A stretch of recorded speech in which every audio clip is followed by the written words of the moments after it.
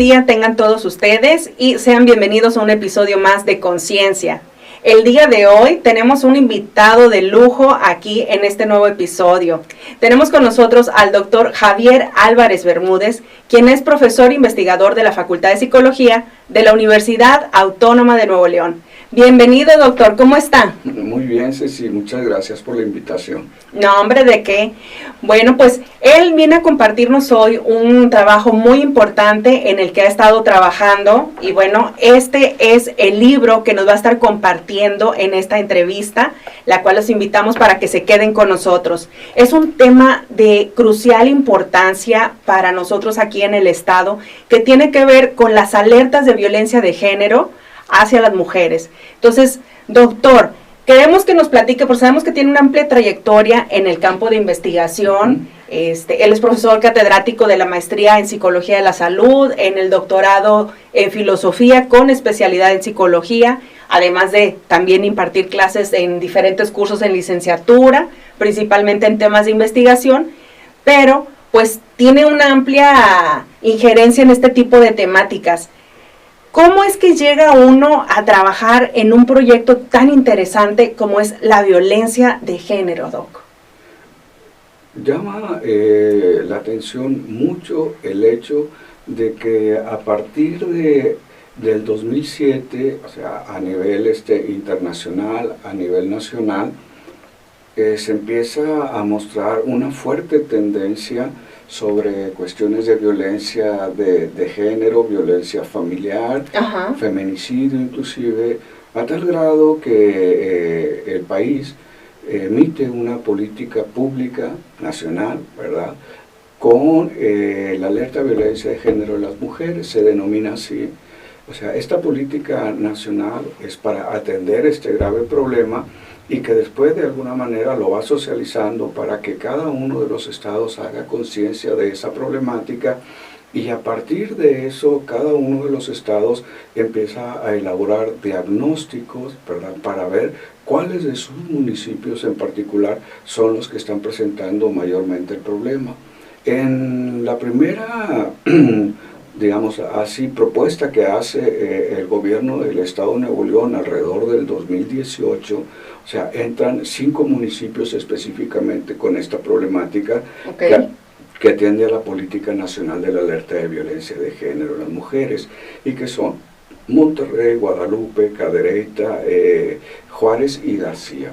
Entonces, cada uno de los ayuntamientos elabora un proyecto específico donde se plantean, de acuerdo a los lineamientos nacionales de la alerta de violencia de género, o sea, qué se iba a hacer en función de prevención, qué se iba a hacer en función de la atención, qué se iba a hacer en función de la justicia hacia las mujeres y un poco la cuestión de la cultura, el cambio o intentar el cambio de cultura en función de esto. Entonces a nosotros nos llamó mucho la atención, ¿verdad?, que inicialmente estos municipios elaboran sus propios proyectos y cada uno de ellos apunta a las necesidades y problemáticas específicas que estaban viviendo. Por ejemplo, si algunos municipios no tendrían ni siquiera la infraestructura para atender casos de gravedad. Por ejemplo, una ama de casa que se veía en situaciones de violencia, que corría peligro su vida, pues algunos municipios no tenían un lugar específico donde poder estar ellas protegidas, ¿verdad?, para que no hubiera mayores incidentes alrededor de su caso, y algunos solicitaban recursos para creación de la infraestructura. Algunos otros solicitaban recursos para ir o tener un auto o un mueble para poder ir a verificar esos casos in situ, que se le denomina, y poder atender en la medida de lo posible en esa situación. Y así una serie de políticas alrededor de eso.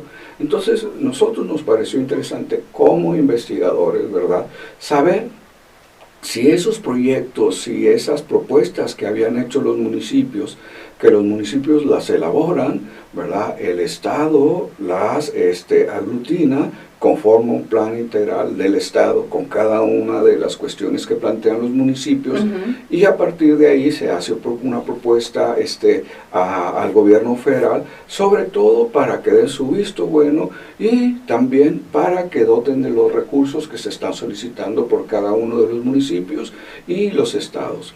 Para poder implementar las estrategias de intervención, ¿verdad? Exactamente, sí, las estrategias, como lo había comentado, van enfocadas a esos 4 aspectos de prevención, de justicia, de seguridad y un cambio en la cultura, ¿sí?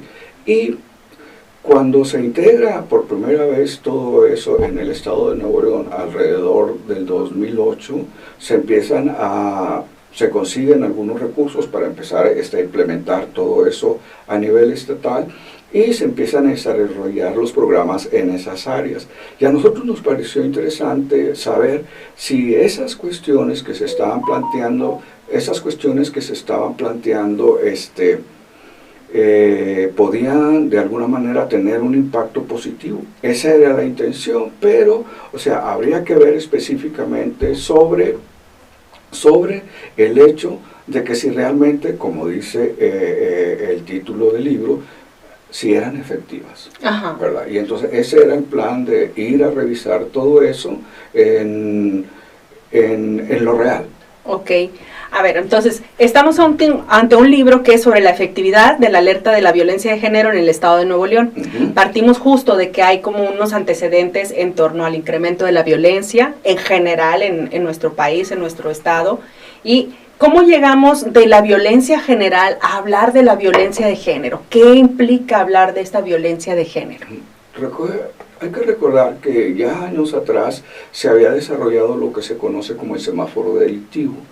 Y el semáforo delictivo monitorea todo tipo, digamos, de delitos en diversos estados, y, o sea, era un continuum el mostrar que el delito mayor, ¿verdad?, o el que tenía mayor cantidad de casos, regularmente era la violencia familiar, o la violencia en contra de las mujeres. Y de hecho, la semana pasada estuvimos revisando las estadísticas, y si ustedes ven por ahí el semáforo delictivo del 2004, van a encontrar que en general, ¿sí?, de todos los delitos que puede haber en el estado de Nuevo León, el que concentra más del 50% es la violencia familiar. Desgraciadamente, aún ahora, en el 2025, encontramos todavía esa problemática. Sí, pues siguen siendo temas que es pertinente el poder intervenir sobre ellos, ¿no? Y lo importante que me pareció al estar revisando la obra es que, bueno, es una colaboración con la doctora Elisa Raquel Ilán, que también es catedrática de nuestra universidad, que está muy metida en esto de las políticas públicas y eso, ¿no? O sea, como que la investigación que nosotros generamos ayude a la creación de políticas públicas, en este caso, pues que están atendiendo al problema de la violencia de género, ¿verdad? Y sobre todo verlo desde dentro, es decir, ya hay una serie de apoyos a nivel federal para poder atender esto, pero vuelvo a insistir, o sea, realmente lo que se está planteando para resolverlo es lo más importante, es lo más relevante. Entonces eso tiene que ver de acuerdo con el diagnóstico que realiza cada municipio. Y desgraciadamente, como en muchas otras áreas, digamos, del servicio público, o sea, no necesariamente las personas que están a cargo de los programas son las personas más idóneas para ello. ¿A qué me refiero concretamente? Es decir, si tú estás en una dependencia municipal, te dicen, te vas a hacer cargo del programa de la alerta de violencia de género, pero tú estudiaste Derecho, ¿verdad? O tú estudiaste, no sé, o sea, contaduría o cosas así, que fueron algunas de las cosas que encontramos, pues obviamente no tienes el bagaje de todo lo que implica, no es que no lo puedas hacer, pero no traes todo el bagaje de todo lo que implica hacerte responsable de un programa de esta naturaleza. Entonces ahí también en la revisión que nosotros hicimos, porque inclusive charlamos con ellas, o sea, el estudio tiene dos partes: una, revisar toda, digamos, la documentación oficial, tanto a nivel estatal, a nivel nacional y a nivel municipal, para ver cómo habían cuadrado todos los lineamientos que estaban planteando en función de la alerta de violencia de género. O sea, esa fue una parte, es decir, una revisión digamos, documental, exhaustiva sobre todas estas cuestiones, pero también la segunda parte fue ir y hablar directamente con las personas que fueron responsables en su momento de la recogida de datos sobre estos aspectos. Y precisamente ellas nos planteaban una serie de cuestiones en función de eso. Primero, era la primera vez que se desarrollaba un programa de esta naturaleza. Okay. Entonces, con todo lo que ello implica, ¿no? Y en esa medida, pues, había de alguna manera necesidad de sacarlo porque el mismo Estado ya había dicho que estos eran los municipios que tenían que entrar en la alerta de violencia de género. Entonces, se pusieron las pilas rápidamente para elaborar sus propios proyectos. Pero nosotros encontramos que no había, digamos, una política rectora del Estado para poder aglutinar en ciertos indicadores específicos en función de eso. Entonces, cada municipio desarrolló ciertas cuestiones, ya los mencionaba hace rato. Oye, pues unos que decían que había que poner un semáforo de alerta, ¿verdad? Por ejemplo, en las paradas de los camiones, ¿no? Otros señalaban que había que crear unos nuevos espacios para poder tener ahí a los administradores del programa. Otros señalaban que se tenían que ir a hacer campañas en las escuelas, etcétera, etcétera. Entonces, cada uno de ellos, obviamente con la mejor intención, pero cada uno de ellos pensaban que eso era lo mejor que se podía hacer en un momento determinado con los recursos que se iban a bajar del programa. Entonces, nos comentaban precisamente que al no tener un eje rector sobre hacia dónde se quería trabajar, entonces en esa medida, pues cada uno de ellos desarrolló ciertos aspectos que consideraban relevantes. Ok, pero como usted nos indica, sigue estando la misma estadística de esta violencia.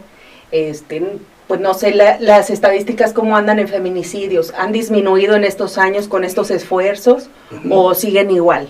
Sí, aquí lo que nosotros hemos detectado en base a las estadísticas es que, como lo acaba de decir hace un momento, o sea, la violencia familiar es uno de los delitos más acuciantes en nuestro estado, ¿sí? Y obviamente los feminicidios también son, obviamente no a ese nivel, pero sí con indicadores altos, que eso es lo que preocupa. Entonces la pregunta muchas veces puede ser, oye, esto tiene que ver, ¿sí?, con que estos diversos programas no han resultado, o tiene que ver con que ahora, ¿sí?, a través de estos diversos programas se ha hecho más conciencia en los diversos municipios acerca de la problemática y obviamente entre las familias, y ahora hay más denuncias. Se visibiliza más, ¿no? Podría ser también. Y entonces, ¿qué es lo que ustedes encuentran? ¿Hay algunas estrategias que sí hayan sido efectivas, que ustedes digan, detectamos de todas estas que estuvimos analizando, estas parecieran impactar más? Entonces, como nosotros estábamos evaluando la política, ¿verdad?, encontramos, ¿sí?, que no hay indicadores desde el propio gobierno del Estado, desde los propios municipios, para decir, va a ser el impacto que nosotros vamos a tener. O sea, no tienen estrategias de evaluación. Es decir, tienen estrategias de implementación de los programas, pero dentro del propio programa no hay un indicador de evaluación, y eso para nosotros, que en toda política pública nos parece un poco delicado, que digas tú voy a hacer esto, pero no digas tú, o sea, cómo vas a evaluar el impacto que eso tiene. Y entonces esa fue una de las primeras dificultades que nosotros encontramos, ¿no? Y que nos parece, bueno, o sea, nosotros evaluamos hasta en los cursos de nuestra licenciatura. Entonces, ¿cómo no vas a evaluar con indicadores específicos? O sea, eso, por poner un ejemplo, ¿no? Nosotros decimos, oye, vamos a hacer una campaña de concientización acerca de la violencia de género. ¿Cómo lo vas a hacer? Pues a través de charlas, desarrollar trípticos, dípticos, repartirlos a la comunidad, etcétera, etcétera. Pero después, ¿cómo vamos a evaluar el impacto que eso tiene? Entonces, tú como creador de tu proyecto, ¿verdad? Para desarrollar eso, tú eres el que tienes que decir, mira, nosotros creemos que esto se puede hacer así, aunque algunos pueden decir, oye, pero eso es intangible, ¿cómo lo vas a poder detectar una campaña, no? Entonces nosotros decimos, claro, si tú dices, oye, voy a ver, por ejemplo, cuáles son la cantidad de denuncias que hay, si se incrementaron, si decrecieron, etcétera, etcétera, pues puedo pensar que puede ser producto en parte de esto, ¿no? Y esa es la otra cuestión. La otra es de que cuánta gente te denuncia en tu municipio que está viviendo una situación de esa naturaleza, ¿sí? Pues tú podrías decir a cuántos atiendo. Ajá. Sí, porque como dicen, luego hay conductas que se normalizan y que, bueno, se ha trabajado justamente para poder detectar a través de estos semáforos, a través de sensibilizar a la comunidad, de compartir información, que creo que esa es una parte importante, ¿no? O sea, el poder detectar cuándo estamos siendo víctimas de este tipo de violencia. Sobre todo hacer conciencia de que aquello que se cree normalizado como correcto, no lo es tanto. Y de hecho, esta semana anterior tuvimos la oportunidad de ir a dar una conferencia sobre las cuestiones de la violencia escolar. Okay. Un poco relacionado con esto, ¿no? Pero hablábamos como cuando un niño le dice una grosería a otro niño, el niño va y pone su queja, por así decirlo. Si no, o sea, no pasa nada, eso no es ningún problema. Y a veces se encontraba también esto en las cuestiones, y sigue habiendo muchos aspectos ahí que hay que cuidar, o sea, de la violencia intrafamiliar, porque dice, oye, pues tú no traes señales físicas, el ojo morado, la boca hinchada, etcétera, etcétera, para decir que hay violencia. Entonces nosotros decimos, oye, ¿cómo mides el impacto del insulto que me puede hacer el otro hacia mí, no? Ajá. Oye, te ves gorda, esa ropa no te queda, te ves ridícula, etcétera, etcétera. Entonces, para nosotros eso es violencia, es violencia psicológica, pero si tú dices, oye, tengo que mostrarte un elemento específico para decir que esto está teniendo este impacto, a veces es complicado. Ajá. Pero eso no quiere decir que no exista. Entonces, lo que nosotros pensamos desde que denuncias de esa naturaleza tienen que tener la misma importancia que si la persona llega golpeada. Ajá. ¿Sí? Porque para nosotros la violencia psicológica es tan grave como la violencia física. Así es. Aunque alguna gente piensa que no es así, ¿no? Entonces, esos son aspectos que nosotros señalamos específicamente que son áreas de oportunidad, porque por otra parte, cuando nosotros en un país como ¿verdad?, solicitamos recursos, que son pocos en este país, para el problema que estamos viviendo, entonces consideramos que debemos optimizarlo en función de que nuestras estrategias realmente funcionen, y consideramos que es más difícil que funcionen cuando son difusas. Cada municipio tiene sus vicisitudes, pero nosotros creemos que debe haber ejes rectores, ¿verdad?, que nos digan por dónde ir en cada uno de los municipios, precisamente para poder acotar la información y ver qué impacto está teniendo todo eso. Y yo creo que en la medida que hay una mayor coordinación en ese sentido, podemos tener indicadores más específicos de la medición de eso. Ok, entonces la propuesta hacia eso va, ¿verdad? Hacia que haya un eje rector, a que se den directrices como más pues centrales en torno a lo que se va a medir, para poder hacer políticas públicas que sean comunes en los diferentes municipios, ¿verdad? Y medir su efectividad. Ajá. ¿Por qué? Porque precisamente el hecho de que nosotros, como luego se dice por ahí, pues lo que no se mide, pues cómo lo mejoran, Así ¿no? es. Entonces nosotros decimos, oye, tiene que haber, sí, el apoyo y todo eso, y dejar que los municipios desarrollen sus propios proyectos, pero nosotros tenemos que tener indicadores de evaluación para ver si eso que están haciendo es efectivo o no. Entonces, se señala también por ahí en el libro la necesidad de poder de alguna manera u otra tener elementos constitutivos de cada uno de los municipios para que el Estado, ¿verdad?, genere políticas más específicas en torno a eso. Y esa es vamos a decirlo así, como la falta de coordinación que hay en esos sentidos. Lo que nosotros señalamos es de que hay cosas que se están haciendo y se están haciendo bien, pero también creemos que hay áreas de oportunidad que se tienen que señalar, porque nosotros lo estamos viendo desde fuera, o sea, como investigadores sobre una problemática específica. Entonces decimos, el hecho de que tú no me digas cuáles son los indicadores de evaluación de tus políticas, para mí ya es algo que me llama mucho la atención. Ok. Doc, ¿en dónde podemos adquirir esta obra? Si alguien de nuestro público desea adquirir el libro, ¿en dónde lo pueden localizar? ¿Cómo podemos tener acceso al mismo? Una buena noticia en ese sentido es de que les podemos regalar la obra. ¡Ay, excelente! Sí, la obra la tenemos ya digitalizada, y porque como es una obra que nosotros consideramos es muy específica, ¿verdad? Entonces decimos, bueno, la gente que le interesa es gente que anda cercana al tema, pues le facilitamos las cosas regalándole la obra. Entonces la obra sí la pueden solicitar directamente a la dirección o subdirección de investigación de la Facultad de Psicología, dejan su correo y se les hace llegar.